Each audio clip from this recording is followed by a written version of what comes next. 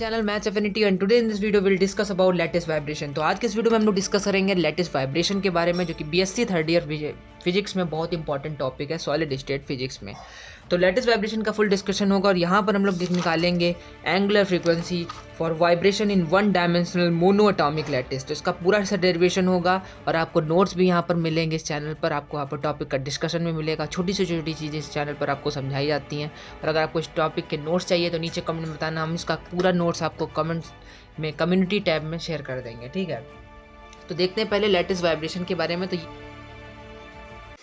we know that atoms in a crystal are arranged in a regular manner with attractive and repulsive forces among them, ठीक है। तो हमको पता है कि जो क्रिस्टल होता है, देखो क्रिस्टल जो होता है उसमें जो एटम्स होते हैं वो एक रेगुलर पैटर्न में अरेंज्ड होते हैं, एक रेगुलर मैनर में अरेंज्ड होते हैं और उनके बीच में अट्रैक्टिव रिपल्सिव फोर्सेस प्रेजेंट होती है, सब हम ही को पता है, ठीक है।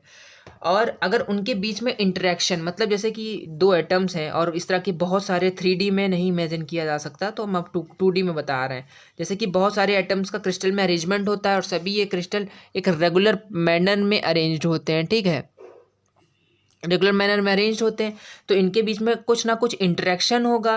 तो ऐसा हमने मान लिया कि ये सभी एटम्स एक दूसरे से एक इलास्टिक स्प्रिंग से कनेक्टेड है। किससे कनेक्टेड है? एक इलास्टिक स्प्रिंग से यहाँ पर कनेक्टेड है, ठीक। अगर लिखा है फिर if any atom is excited by giving the energy from the outside atom start vibrating and its vibration are shared among all the atoms and a crystal as a whole start vibrating. मतलब यहाँ पर ये कह रहा है कि अगर हम किसी भी एक एटम को अगर हम बाहर से कुछ एनर्जी दे दें तो वो एटम अपनी मीन पोजीशन पर वाइब्रेट करना लगेगा। और उसके जो वाइब्रेशन है, क्योंकि सभी हमने माना है कि सभी एटम्स एक दूसरे से इलास्टिक स्प्रिंग से कनेक्टेड है, तो एक एटम को अगर एनर्जी दे के वाइब्रेशन होगा तो इमेजिन करो अगर ये वाइब्रेशन हो के ये इधर ऐसे ऐसे जा रहा है तो इलास्टिक स्प्रिंग की वजह से ये भी वाइब्रेट करेगा और ये इससे कनेक्ट, इसी तरह सब एक दूसरे से कनेक्टेड है इलास्टिक स्प्रिंग से, तो सभी वाइब्रेट करेंगे, यानी कि पूरा क्रिस्टल एज अ होल यहाँ पर वाइब्रेट करेगा। तो ये इतना पैरा उसी चीज़ को यहाँ पर बता रहा है। फिर लिखा है vibration of one dimensional monoatomic lattice. तो पूरा टॉपिक हम लोग मेन पर आते हैं कि vibration of one dimensional monoatomic lattice. तो हमने कोई भी एक वन डायमेंशनल चेन ले ली, हमने यहाँ पर एक एटम्स की वन डायमेंशनल चेन ले ली जो कि एक्सटेंडेड है अलॉन्ग एक्सिस, यानी कि एक्स एक्सिस पर वो रखी हुई है। और जो एक एटम और दूसरे एटम के बीच में जो इक्विलिब्रियम सेपरेशन है वो हमने मान लिया स्मॉल ए के बराबर है, जैसा कि यहाँ पर दिया हुआ है। और ये कोई एटम जो है हमारा Na एटम है, दिख रहा होगा, ठीक है, ये कोई हमारा Na एटम है। तो ये वाला n+1 है तो ए एटम होगा, ये n+2, इसी तरह ये n-1 ये n-2, तुमने वही लिखा है। तो let us consider the one dimensional chain of atom extended along the x axis, the mass of each atom m। और इन सभी एटम्स का यहाँ पर हम लोगों ने मास m लिया गया है। क्यों सभी एटम का मास बराबर है? क्योंकि हम लोग देख रहे हैं इसमें vibration of one dimensional monoatomic lattice और मोनोएटॉमिक में सभी एटम्स का मास इक्वल है। फिर हमने देखना आगे and the equilibrium separation is a, तो हमने आपको बताया। And if elastic wave is setup by the crystal, हमने इसके बाद क्या है कि अगर हम यहाँ पर थोड़ा सा भी वाइब्रेशन किसी बाहर से एनर्जी दे दे किसी भी एक एटम को, तो ये एटम वाइब्रेट करने लगेगा अपनी इक्विलिब्रियम पोजीशन। लिखा है atom start vibrating about their equilibrium position, let equilibrium position of the atom. अब ये सुनो, ये जो इक्विलिब्रियम पोजीशन है Na+1 ये कहाँ से मेजर की गई? कोई तो पॉइंट होगा और फिजिक्स में बिना कोई पॉइंट के कुछ भी नहीं होता।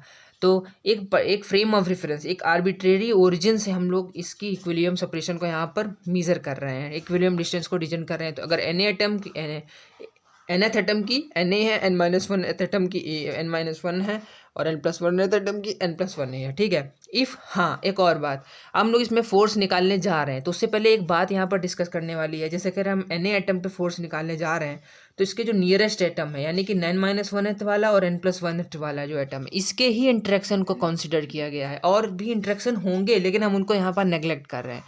तो force on the acting on the nth atom, तो फोर्स जो एक्ट कर रही है nth एटम पर वो क्या होगी फोर्स, उसको चलिए देखते हैं। तो हमको पता है जब स्प्रिंग एक दूसरे कनेक्ट है तो यहाँ पे F=kx होती है स्प्रिंग में फोर्स, हमको पता है, ऑलरेडी पता है, तो वही आया यहाँ पर। बस k जो कांस्टेंट स्प्रिंग कांस्टेंट की जगह हमने बीटा ले लिया है। अब nth एटम की बात चल रही है तो देखो, जैसे कि ये nth मान लो एटम है और ये n+1 एटम है, तो n इलास्टिक स्प्रिंग से एक दूसरे से कनेक्ट है, तो ये इस पे इस डायरेक्शन में फोर्स लगाएगा, ये इस डायरेक्शन में फोर्स लगाएगा, तो ये अपोजिट डायरेक्शन हो गई ना। तो क्या हो जाएगा, बीटा xn+1 - xn। अरे जैसे ये इलास्टिक स्प्रिंग एक दूसरे से कनेक्ट है, इस एटम पर हम फोर्स निकाल रहे हैं, तो ये इस डायरेक्शन में, ये इस डायरेक्शन में, तो n+1 minus N x N. और इसी एटम पर अब इस वाले एटम की वजह से फोर्स निकाल के देखते हैं। इस पर देखो ये n-1 वाला एटम है, तो इसका भी वही है, एक इस डायरेक्शन में एक इस डायरेक्शन में, तो क्या हो जाएगा माइनस बीटा एक्स एन-1। तो वही यहाँ पर चीज़ लिखी हुई है बीटा का। फिर इसको हमने सॉल्व करा तो ये आ गया, और फिर वही लिखा है बीटा क्या है, force constant of elastic spring, और एक्सन क्या है, डिस्प्लेसमेंट ऑफ। हाँ एक और चीज़, एक्सन यहाँ पर क्या है एक्चुअल में, ये एक्सन कैसे आ गया, देखो यहाँ पे देख रहा होगा ये एक्शन क्या हुआ। देखो जब एटम अपनी वाइब्रेट करेगा तो वो वहाँ से थोड़ा सा डिस्प्लेस करेगा, तो इसका मान लो ये डिस्प्लेसमेंट ये हो गया। अब ये एटम यहाँ से यहाँ पहुँच गया, ये एटम यहाँ पे यहाँ पहुँच गया, ये एटम यहाँ से यहाँ पहुँच गया, ये एटम यहाँ से यहाँ पहुँच गया।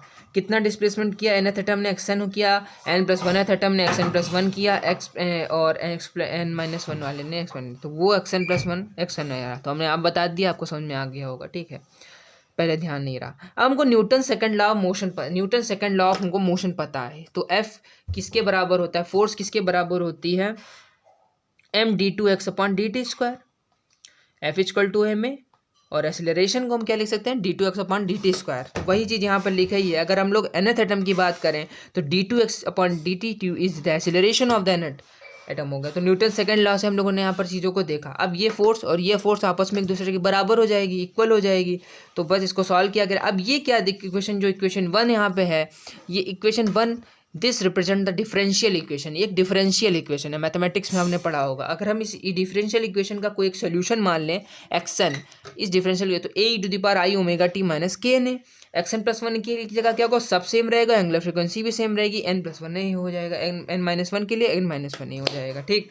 तो ये मान लिया जाए, अगर ये इक्वेशन इसका सोल्यूशन है इस डिफरेंशियल इक्वेशन का, तो ये इसको सेटिस्फाई भी करना चाहिए ना। तो चलिए देखते, तो यहाँ पर देख सकते हैं। फिर इसको हम लोग डिफरेंशिएट कर देते हैं, एक्सन वाले को डिफरेंशिएट किया। डिफरेंशिएट करना आपको पता ही है, ae⁻⁻t dt के रिस्पेक्ट में डिफरेंशिएट कर रहे हैं, तो ये काम नहीं होगा, इसका होगा। तो ये आया, तो डिफरेंशिएट करके हमने d2x/dt2 निकाल लिया। अब इस d2x/dt2 की वैल्यू, एक्सन की वैल्यू, xn+1 की वैल्यू, xn-1 की वैल्यू को सब्स्टिट्यूट करते हैं इस वाली इक्वेशन में, इक्वेशन नंबर 1 में। तो सब्स्टिट्यूट करा, थोड़ा सा सॉल्व किया, ये कर कैंसिल हो जाएगा एक्सपोनेंट वाला टर्म। इसको भी हम पूरा शेयर कर देंगे आपको कम्युनिटी टैब में नोट्स, तो आप लोग वहाँ से समझ लिख लेना। तो -ω² = β/m ये हमारा आ जाता है। अब देखो यहाँ पर एक चीज़ की गई है, 2 से डिवाइड किया गया और 2 से मल्टीप्लाई कर दिया गया, ठीक। तो ये क्या चीज़ हो गई, कॉस के का फार्मूला हो गया, यानी कि कॉस थीटा आपने पढ़ा होगा, e⁻I⁻ + e⁻−I⁻², ये तो फार्मूला होता है। कॉस थीटा का फार्मूला क्या होता है, e⁻I⁻ + e⁻−I⁻²। दिस, तो ये इसी चीज़ का फार्मूला यहाँ पर लिखा हुआ है, कॉस के ए। अब थीटा की जगह के है तो के हो जाएगा। अब कॉस ए के -1 है, तो भाई छोटे पर की मैथमेटिक्स, 10th की मैथमेटिक्स की, कॉस के साथ -1 है, मतलब कॉस के साथ 1 है, तो उसको कैंसिल करते हैं। तो यहाँ पर 1 - 2 sin² k/2 अगर फार्मूला लगा दे तो कैंसिल हो जाएगा। तो ω² एंगुलर फ्रीक्वेंसी 4β/ स्क्वायर रूट ले लिया, तो +-2√β/sin k। अब हमको पता है एंगुलर फ्रीक्वेंसी तो हमेशा पॉजिटिव होती है, निगेटिव तो होती नहीं है एंगुलर फ्रीक्वेंसी। तो एंगुलर फ्रीक्वेंसी ओमेगा किसके बराबर आ जाएगी, 2√β/sin k। This is the angular frequency, जो कि फंक्शन है प्रोपोगेशन कांस्टेंट के का, और इसी रिलेशन को हम लोग डिस्पर्सन रिलेशन कहते हैं। अब इसके बाद एक बहुत इंपॉर्टेंट डिस्कशन है और बहुत ही ज़्यादा इंपॉर्टेंट है, इसको नहीं स्किप करना बिल्कुल, लेकिन हम इसको डिस्कस करेंगे नेक्स्ट वीडियो में। इस वीडियो में हम लोग इतना ही रखते हैं। इसके बाद इसका ग्राफ देखना है और सब कुछ देखना है, अभी फेज वेलोसिटी, ये सब चीज़ें अभी आगे चलकर समझेंगे, ठीक है। तो आई होप आपको वीडियो पसंद आया, अगर वीडियो पसंद आया हो तो ऐसी और वीडियोज़ के लिए चैनल को सब्सक्राइब कर लेना। अगर आपको कोई भी टॉपिक का डिस्कशन चाहिए, अगर आप BSc में हैं, आप MU ट्रिपल की प्रिपरेशन कर रहे हैं, तो भी नीचे कमेंट सेक्शन में बताना वो कौन से टॉपिक्स का डिस्कशन चाहिए, हम उसका वीडियोस प्रोवाइड करेंगे, और हो सकेगा तो नोट्स भी प्रोवाइड करेंगे इन द कम्युनिटी टैब। तो इस वीडियो को यहीं पर ख़त्म करते हैं, मिलते हैं नेक्स्ट वीडियो में किसी नए टॉपिक के साथ। Thank you so much for watching, और सब्सक्राइब जरूर कर लेना चैनल को। Thank you so much.